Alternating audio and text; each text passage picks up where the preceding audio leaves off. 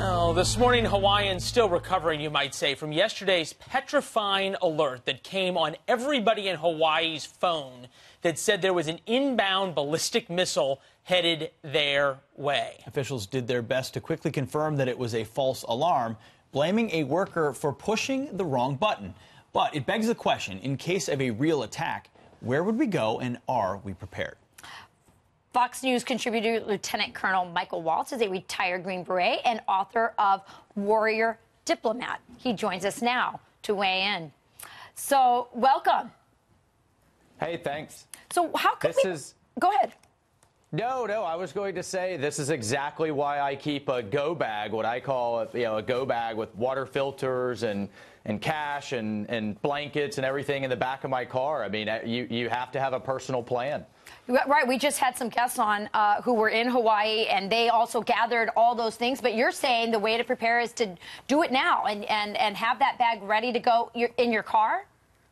I have one prepared if you have to get out of wherever you are and go to a safe place, and then I have another one actually in my home ready if you have to hunker down. But you know, in all seriousness, I grew up in Florida. I remember the duck and cover drills. I remember buildings downtown that were labeled as nuclear fallout shelters, and then I also remember folks scoffing at the fact now in the national political leadership that the Cold War was over. We remember the 2012 political debate. Sure.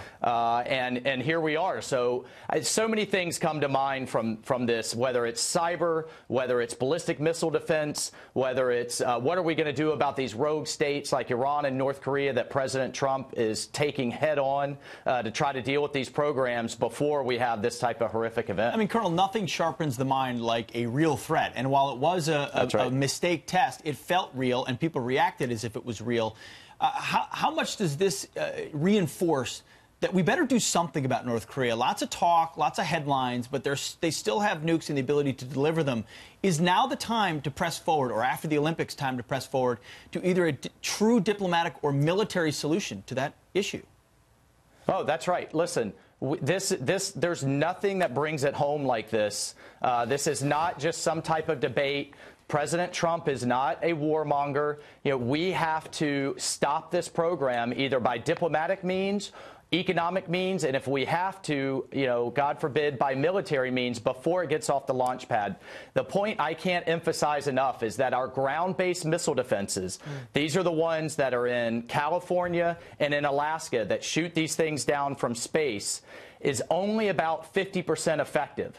I am not willing, and by the way, President Obama let funding for that program kind of atrophy over the last 8 years. President Trump has now put it back into the budget and is trying to plus that program up. But in test shots of trying to shoot down ICBMs in space, it's only about 50% effective. I'm not willing to roll the dice on an American city or the state of Hawaii. This president isn't either. Well, and those tests, as you well know, Michael, are done under the very best of circumstances, and they're only 50% effective then. Michael Waltz joining us from Florida. Good to see you as always, my friend. Thanks so much. Enjoy the warmer weather down there.